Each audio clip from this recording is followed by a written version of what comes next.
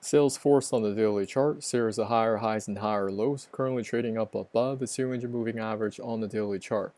Looking at the history of this chart, I already found some pullback similar in dollar amount. In addition, you see my fib retracements clicking from this pivot low to pivot high also provides a 618 retracement. This is the pocket of potential support I'm evaluating around 335 and some change.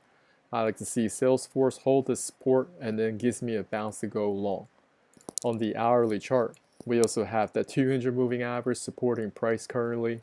On a 15-minute time frame, we also have a trigger to go long. What you can do here, not financial advice, when market opens, if this chart is still demonstrating strength back to the upside, then consider physicising going long, but you still need to set your stop loss below this pivot low. Fundamentals are looking strong. 2022, 26 billion, 2023, 31 billion, 2024, over 34 billion. We do have that increasing top line revenue. This is the industry standard for customer relationship management.